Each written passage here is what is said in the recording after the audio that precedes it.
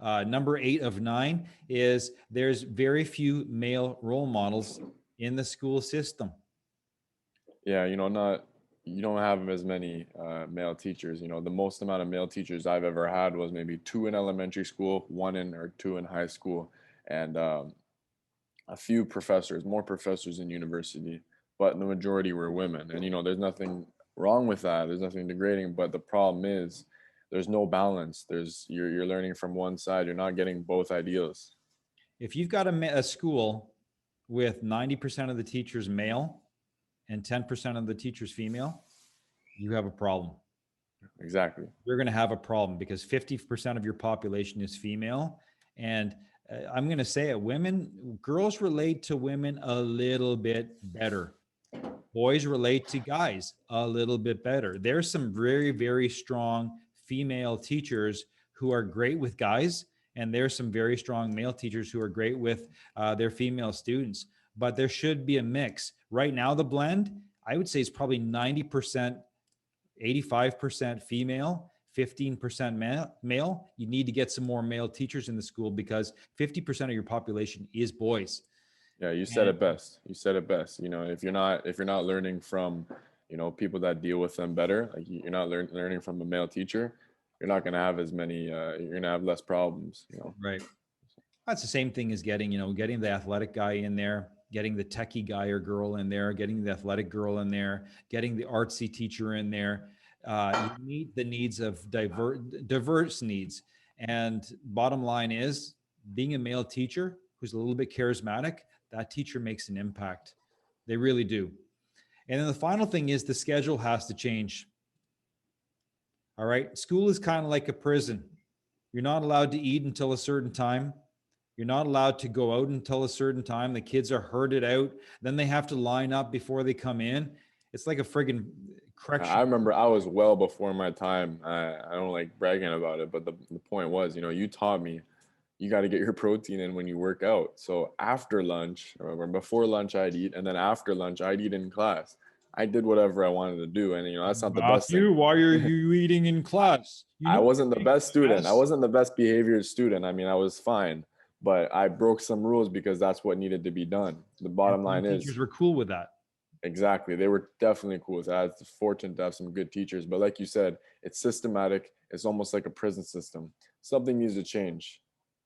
Well, I remember what ended up happening was we had this school where it was King City Public School, great principal. And he said, when the kids come into school after recess, I want them to walk in. I just want them to walk in. There's no lineups. They need to be treated like regular people. Do you see lineups outside of malls? Well, now you do with COVID, unfortunately, but people just walk into the mall and then walk out. Why should we treat kids any differently? And it Exactly. worked. The Exactly. system worked, right? Nowadays, what you do is you get them in line. You get the kids, oh, you need to line up. You need to be quiet. Johnny, stop talking, straight line. That's And that's where you difficult see for the kids. problems. And that's where you see the Exactly. problems. You're That's where you see setting yourself fights. up for own problems. And Yep. I've done so many debates in actual school on this issue.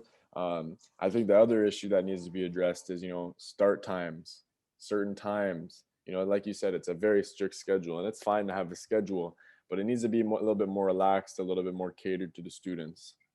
How so?